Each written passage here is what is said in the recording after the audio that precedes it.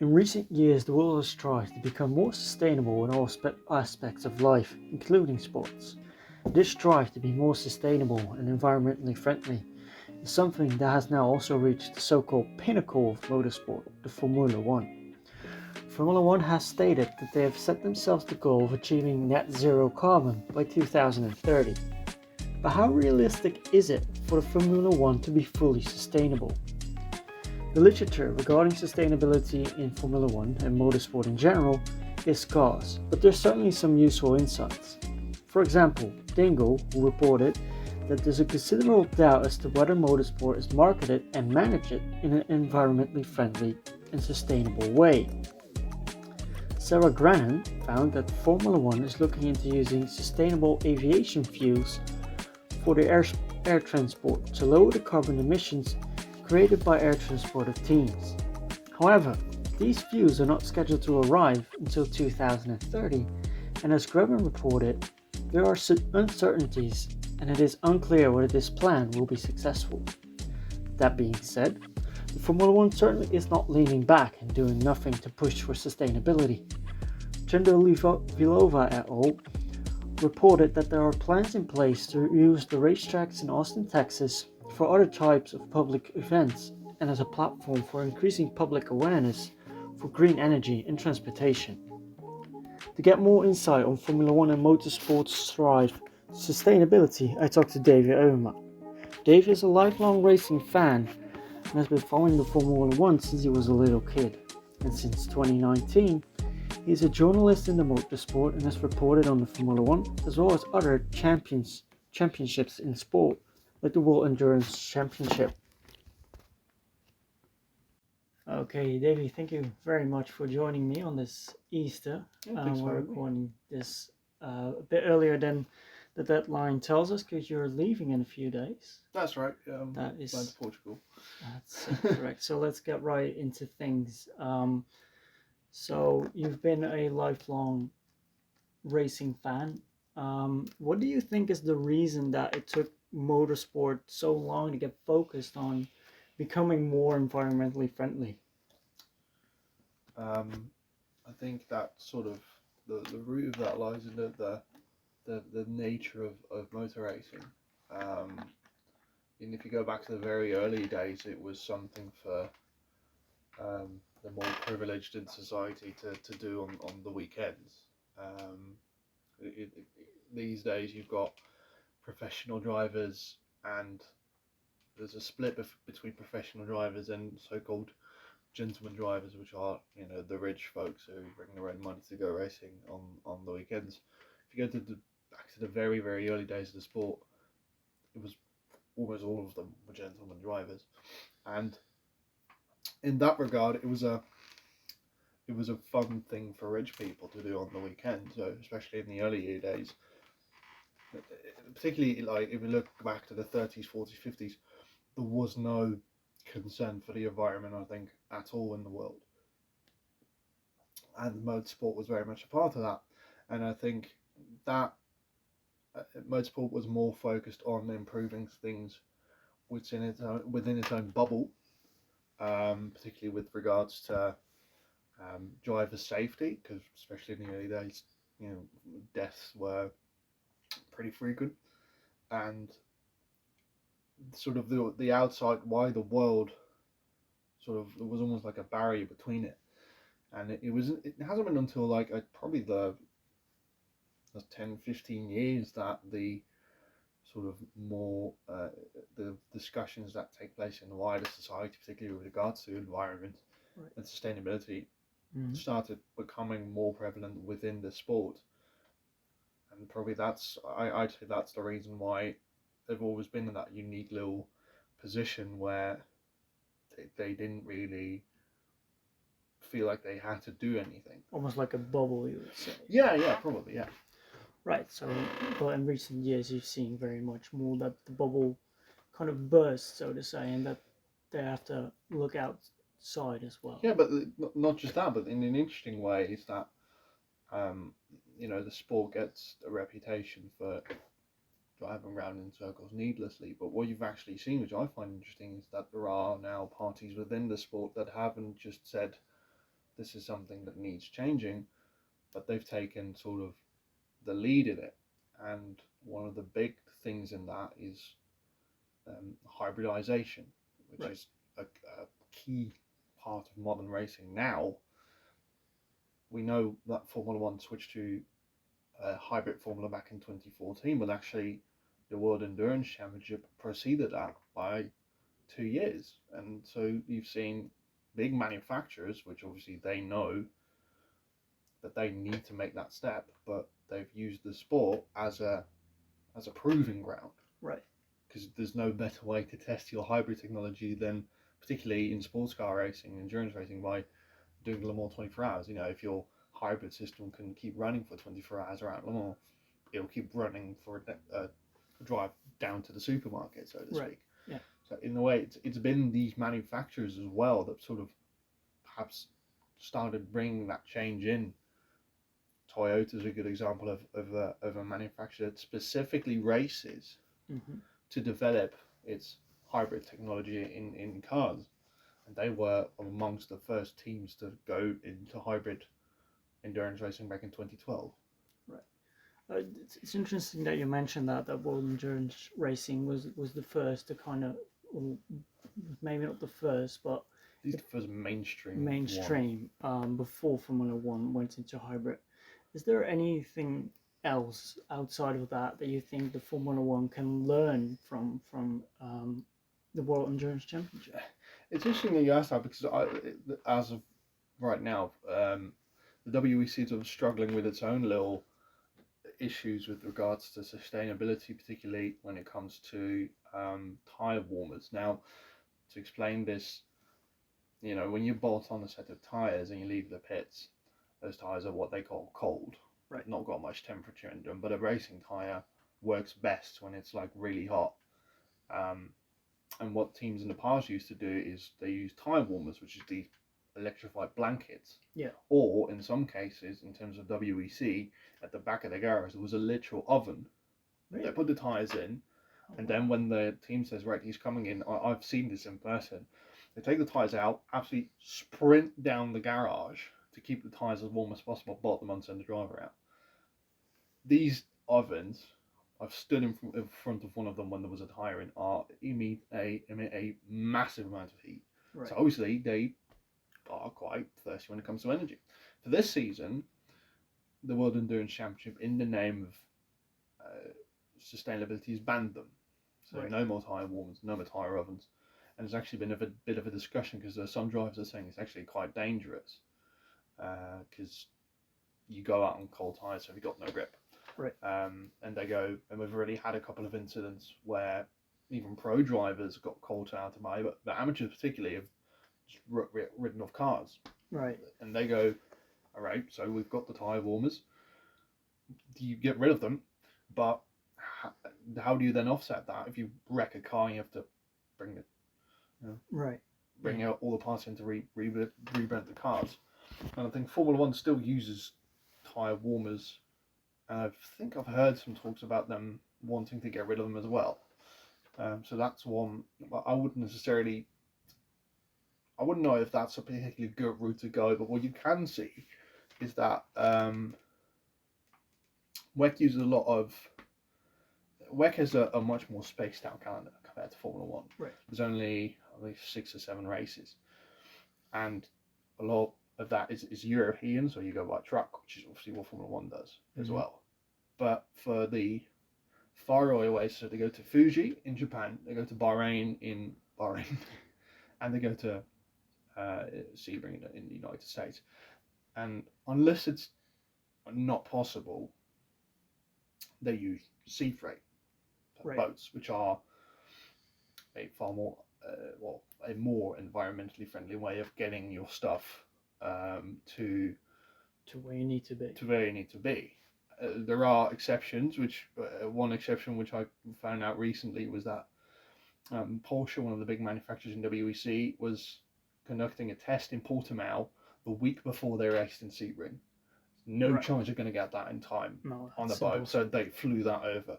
But I think WEC, I remember last year when they had a Monza race in July, and then the next race I believe was the end of September or maybe even October in Fuji, and I remember Weck saying there was a certain section in the paddock, which is all of these shipping containers, and Weck went, you need to have your stuff in those containers by, I think it was Wednesday after the race, because this stuff is going to go on a truck to the nearest seaport, and we're shipping it to Japan. What happens if you do not get your stuff into that in time? Is there some type of fine or penalty or that? I would imagine there is. I don't know specifically. I can also imagine if you don't get air in time, they'll say, well, sort yourself out. That's a you problem then. Yeah, exactly. Basically. Yeah, right. But I don't know that for sure. Yeah, it's interesting the way they try to decrease the carbon footprint with using boats and shipments. So what do you think also can be done decreasing the footprint of the Formula One? You mentioned something about less races. Is that something you think the Formula One should look into? I personally do think there should be less races in Formula One, and not even necessarily for the logistics point of things. I just think that a calendar is getting far too bloated. Right. Logistics plays a part in that, but it is also that I'm more concerned about the human cost of things, because the mechanics work their butts off and they go from race to race to race to race and they get stressed. And it's also sort of the law of diminishing returns in that the more races you do, to me, the less special it feels. That is also true. Which is a benefit that the WEC has, is they do a race.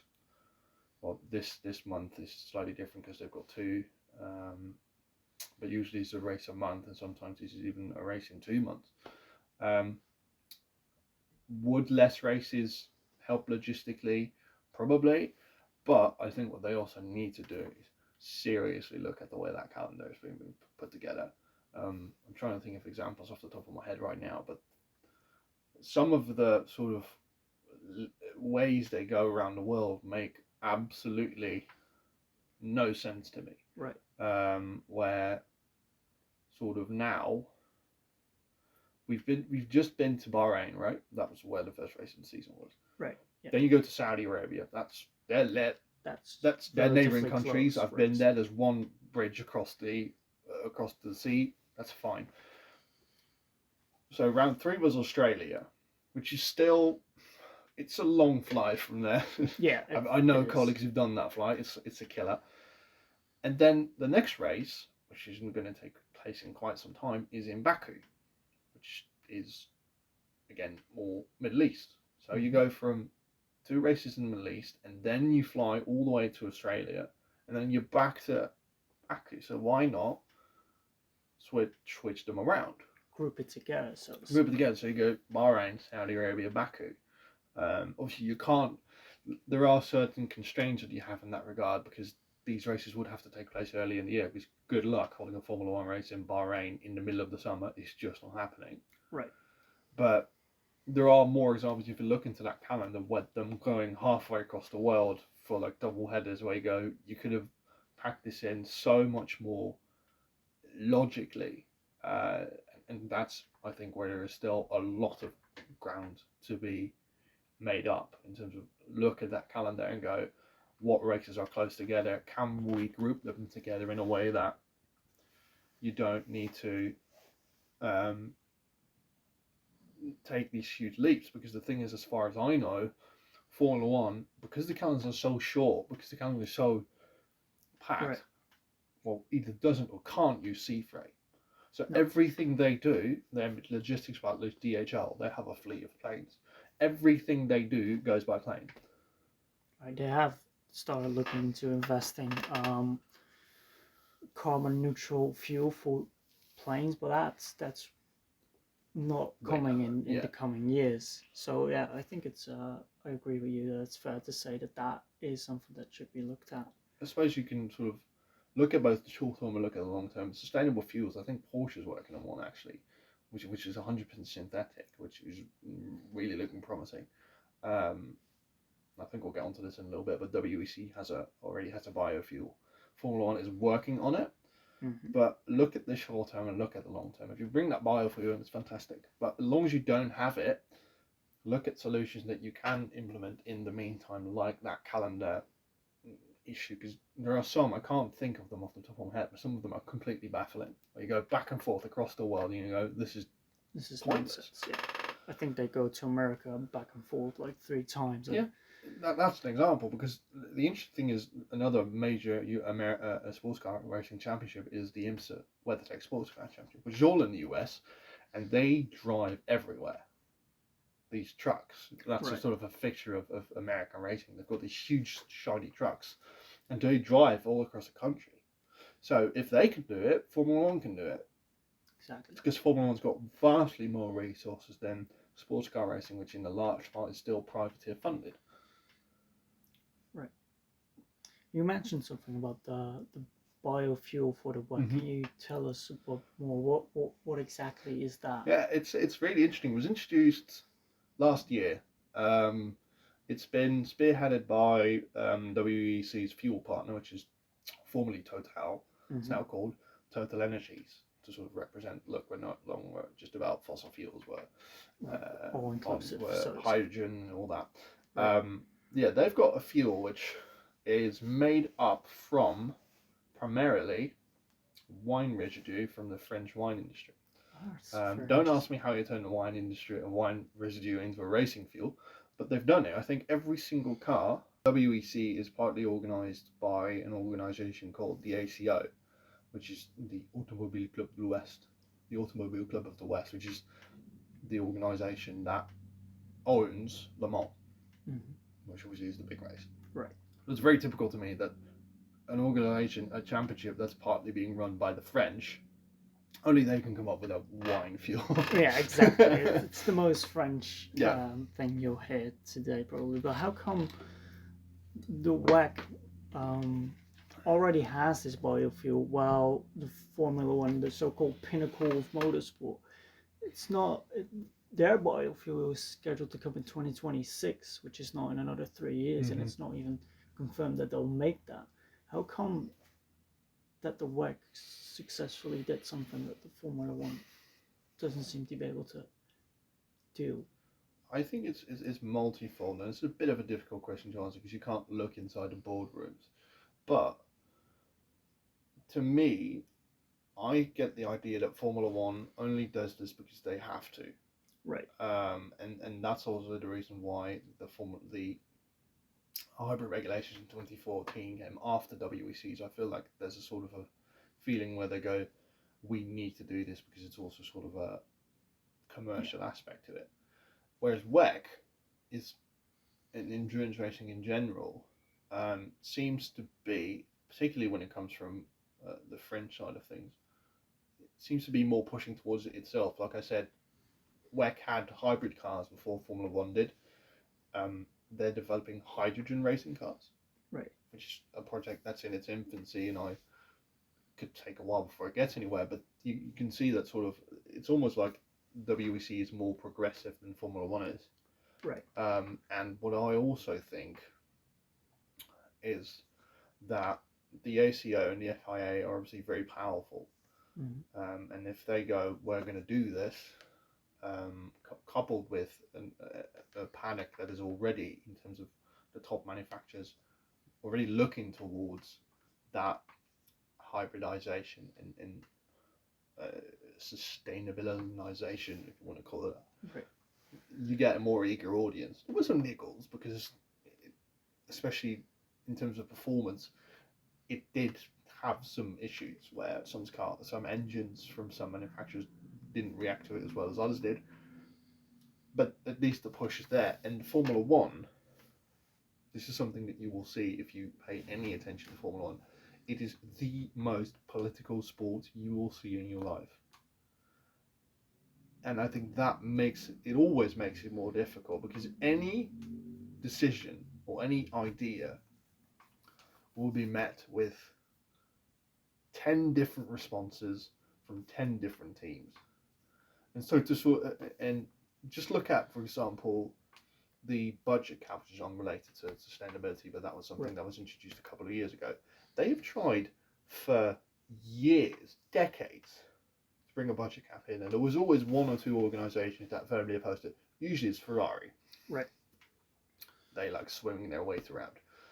So if it's that difficult to bring something like a budget cap in, imagine how difficult it is to bring something like a biofuel in. Right. It's just a very difficult organization. It's a very slow moving, hierarchical organization it's just difficult to bring any change in there. So, what, in your view, how likely do you think it is for the Formula One to actually reach that full sustainability that they're trying to reach? I think it's necessary, Right. for them to do it, and I think that management has sort of picked up on that because in 2026 there'll be new engine rules, and that's brought in a bunch of new manufacturers, Audi, Ford. I think it's necessary for Formula One to sort of be at the head of that wave of making motorsport seem like it is. There's still this image of good old boys going around racing in fuel guzzling cars on the weekends.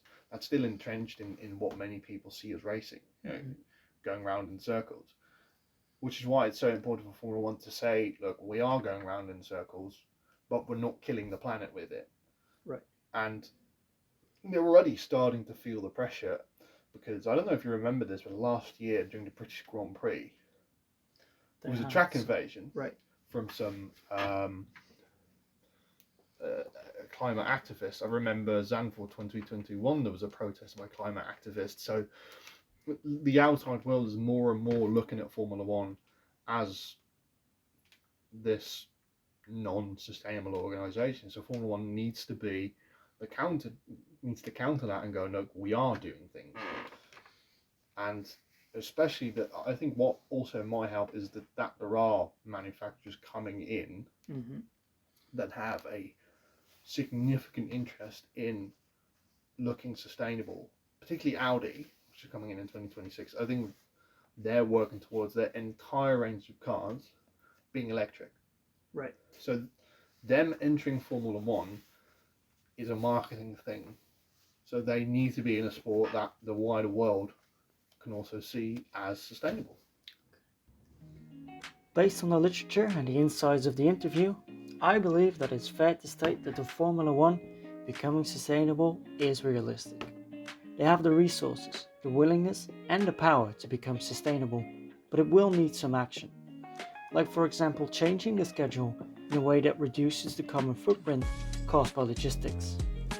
But I believe the Formula One will achieve sustainability, because it's a necessity if they want to continue to exist.